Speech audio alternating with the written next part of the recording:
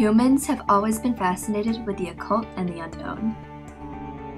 Take the European explorers who journeyed to the New World, or the young hopefuls who depicted space as the final frontier.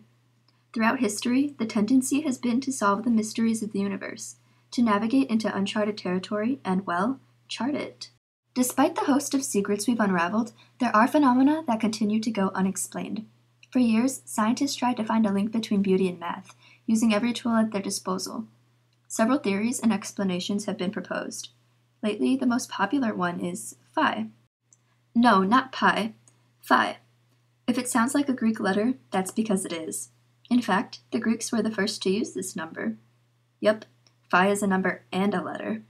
Like a superhero who fights crime by night and is normal by day, Phi has two identities. The one we're concerned with is the numerical value. In technical terms, Phi has a value of about 1.618. But where did this come from? The journey begins not in ancient Greece, but in Italy. Around 1200 AD, a man known as Leonardo Pisano returned to his hometown of Pisa after years of touring the Middle East. During his travels, Leonardo gained extensive knowledge of the Arabic numeral system and other math concepts. But his most notable finding was a sequence of numbers which are called the Fibonacci numbers. Why Fibonacci? Leonardo's father was named Bonacci, and Fibonacci is Italian for son of Bonacci. The sequence begins with 0 and 1. To obtain each next number, add the first two, then the previous two. Eventually, we end up with this set. And the list goes on. But none of these numbers is Phi. To generate Phi, simply divide consecutive numbers. See the pattern yet? Each time we divide, we get a number that's closer to 1.618, the value of Phi. The quotients of the Fibonacci numbers approach Phi. Phi often appears as part of a ratio. When this is the case, Phi takes on a different name, the golden ratio.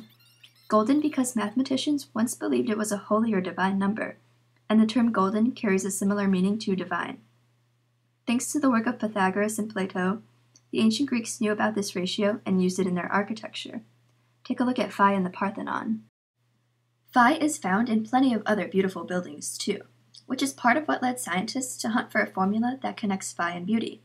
As it turns out, the connection might be non-existent. Although Phi might not be related to beauty, the pursuit of Phi reveals a lot about our values and human nature in general. How? Well, let's first look at Phi in the natural world. Yup, Phi is hidden in plants, the earth, the environment, almost everywhere. And it's expressed through the Fibonacci numbers. For example, flowers often bloom with 3 or 5 petals, like these pinks. Phyllotaxis, which is the study of plant growth, reveals that leaves grow according to the Fibonacci sequence. Vegetables and fruits display the pattern frequently. Golden rectangles, which contain the ratio, show that Phi appears in seashells as a spiral. None of this is arbitrary. Plants incorporate Fibonacci numbers because they give an ideal arrangement. Let's look at seed heads. In Dr. Ron Nodd's terms, the reason for Phi in seed head arrangement seems to be that this arrangement forms an optimal packing of the seeds. Nature seems to use the same pattern to arrange petals and place leaves round a stem. Seed head arrangements pack in the most seeds when they use Fibonacci numbers. Leaves soak up the most sunlight when they use Phi. Phi results in a maximization that gives plants better chances of survival. So plants with Phi are naturally selected. But not all plants use Fibonacci numbers. Sometimes the appearance of the sequence is just a coincidence. Chinese researchers have found that surfaces do not have to be perfect to produce Fibonacci spirals, which may explain their common occurrence in nature. So scientists have solved part of the puzzle, but the link between Phi and beauty is still missing. As an architectural element, Phi appears in a countless number of structures, including the Notre Dame Cathedral, for example. Artists such as Salvador Dali freely applied the golden ratio, and French artist Le Corbusier devised a system of proportions based solely on Phi. Before these two, Renaissance painters used the golden ratio in their portraits. Some people assumed the portraits were beautiful because they contained Phi, and these people believed that Phi would enable them to identify beauty in humans. This belief gave way to research studies as scientists raced to find a mathematical link, a formula, anything that could give a quantifiable dimension to beauty. The study's results are at odds with each other. In one experiment, subjects were shown 3 rectangles and asked to select the one they found most attractive. The majority picked the rectangle with the golden ratio. In an article for The Guardian, Karen McVeigh analyzes one student's explanation for Phi's appeal. The human eye is capable of interpreting an image featuring the golden ratio faster than any other. This means that our brains might be hardwired to process the golden ratio at a naturally quick pace. That would make the ratio more appealing to our minds, and therefore more attractive to our eyes.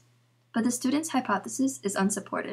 Where humans are concerned, some studies show that the most attractive faces have the golden ratio.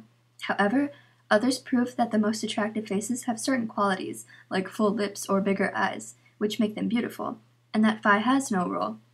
Dr. Mario Livio examined multiple studies and concluded that we should abandon phi's application as some sort of universal standard for beauty, either in the human face or in the arts. Phi might not be the answer we've been searching for, and the research studies might be lost causes, but it doesn't mean that phi isn't valuable.